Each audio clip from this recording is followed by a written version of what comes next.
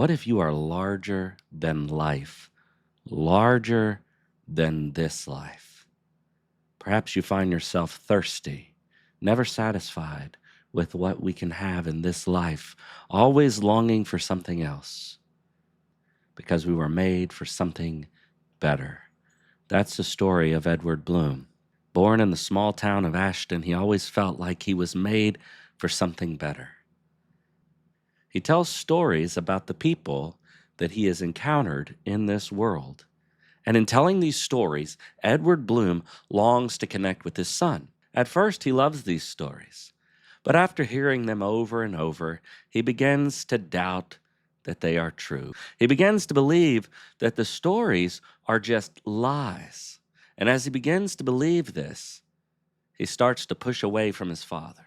He can no longer understand his father's heart. Well, is Edward Bloom a liar, or is he telling the truth? He sees people differently, in a different way than his son, Will Bloom, would see them. You see, Will would see a tramp, a vagabond, a thief, and an outcast. Edward Bloom would see Carl, a giant, too big for this little town of Ashton, ready to move on to bigger and better things.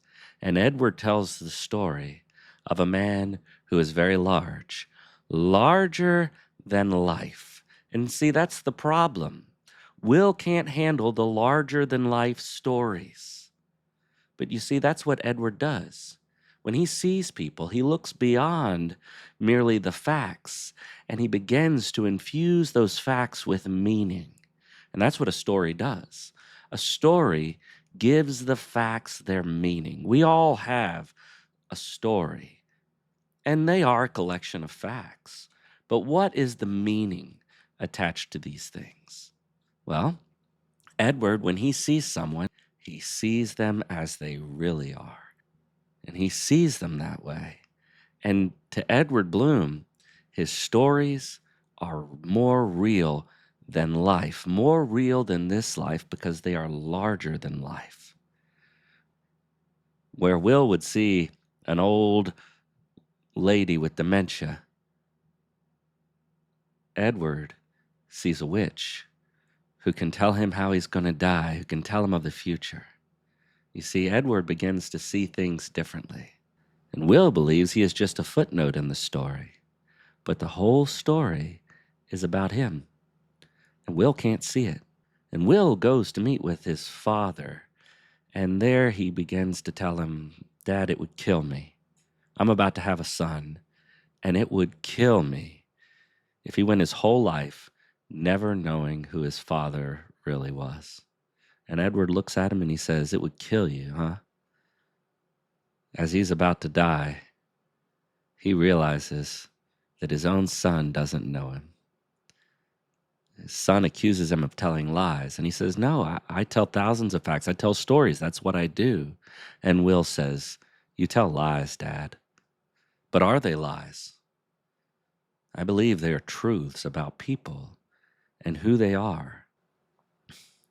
Our Heavenly Father desperately wants to connect with us in the same way that Edward Bloom wants to connect with his son. And your Heavenly Father wants to connect with you by telling stories. The Bible is full of stories about people, but they are stories that are larger than life, larger than this life. The Bible is full of stories that tell us that we were made for another world. It tells us who we really are, and that one day we will become who we really are. But when we start to doubt those stories, when we start to look around and think, there's no way these things could be true, it's just too big. It's too big for my little world. I can't wrap my mind around it. Then we reject the truth and we reject the Father. And it's really quite sad. But Will begins to do a little investigating. He begins to go into his father's old office, and with the help of his mother, he starts to clear out some of the old paperwork. And lo and behold, he finds that the stories that his father was telling him, they were based on truth. And there is truth in all of these stories. These are real people and real stories. Oh, sure, he embellished quite a bit because that's how he saw people. Because he would see a town like Spectre as a paradise. Well, to him, to Edward, that is true. It is a paradise. When he looks at Sandra, his bride, many would see just a woman going to college, but he would see the woman he was supposed to marry, the uncatchable fish that could only be caught with a wedding ring. Is that a lie? Was she a fish? Well, technically, no. But in a very real sense, yes. And he starts to see that these stories, they're not based on lies, they're based on truth. Something begins to change in him. Will begins to see the heart of his father. For the first time, he begins to know his father's heart. You see, he had suspicions that his father was really an evil man, that he was going about living an alternative life. He was just too big for this life. It's not that he wanted an alternative life. It's that he longed for more than just this life. And he had gone about doing good. In his longing and his ambition, it was a longing to go about doing good for others, not living an alternative life, but going about helping the people that he believed were larger than life. You see, that's what stories do. They help us to see that people that come across our path don't come across our path by accident, but there's a story to every person you meet. God has a purpose for everyone in your life, and there's a reason why you're in their life. And that's the story that God is telling. And we need to look into the people's lives and realize they have a larger than life story. You have a larger than life story. They all do. Well, Will realizes this, and he starts to see that his father was a good man who really cared about people. Well, he returns to the hospital to find out that his father, Edward, had had a stroke. And it's really quite sad.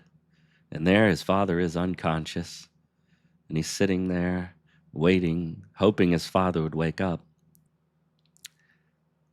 And Edward believed that every story he told is tied up in the way that it would end, that his story had to have a good ending. And that's the story he tells his son in the beginning, that he came across this witch with a glass eye. And when you look into the eye of this witch, you would begin to see how you would die. Now, Edward never wanted to spoil the surprise, but as he wakes up in that hospital bed, he cries out to his son, "Tell the story. Tell the story of how I go." And Will looks at him and says, "You mean what you saw in the eye?" And he nods, "Yes." And finally, Will gets it. And so Will begins to tell the story of how he goes. That he wakes up and he sees that his father is different, and his father looks at him and he says, "Get that wheelchair. We don't have much time." And then they take off, they get into the Dodge Charger, and they race off to the river. Quite an adventure. And there, when they get to the river, everyone is there. All of the people in Edward's life, all of the people that had really connected with Edward, that Edward had helped. And you see, if there was one thing you could say about Edward Bloom, it would be that he's a people person. People naturally took a liking to him, but that's because he liked people, because he saw them as more than what everyone else did. He saw them as they really are. See, that's what love is. We look and we see people as more than what the world sees. We see them as they really are. And that's not a lie. That story is the truth. That's the true story. And there he goes into the river, and his son carries him there. Everyone is saying farewell. And then he drops him in the river, and he becomes what he always was, a big fish. And we are made for another life.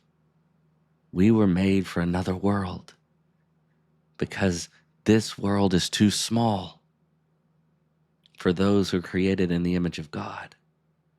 And so he becomes who he always was. Well, and then we have the factual account of what happened. We hear the story and then we see the factual account, and they're not that different.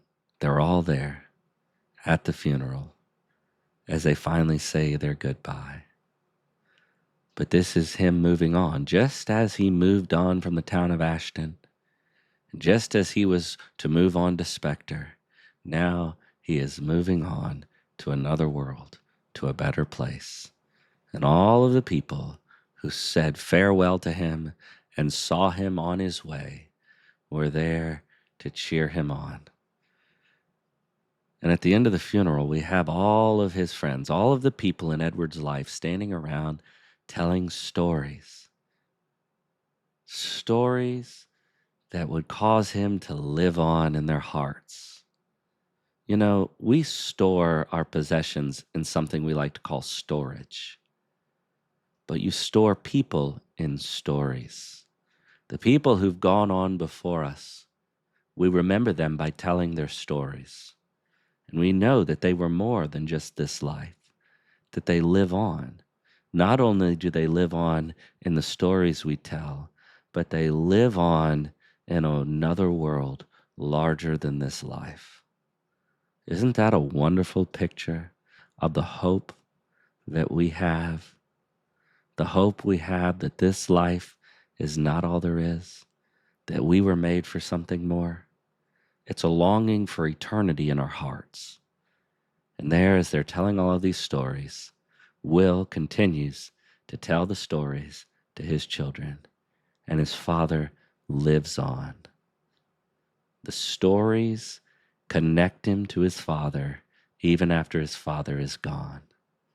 He may not have known his father while he was alive in this life, but as his father has moved on to the greater, bigger world, he still knows his father, and he knows his father's heart, and his father lives in him.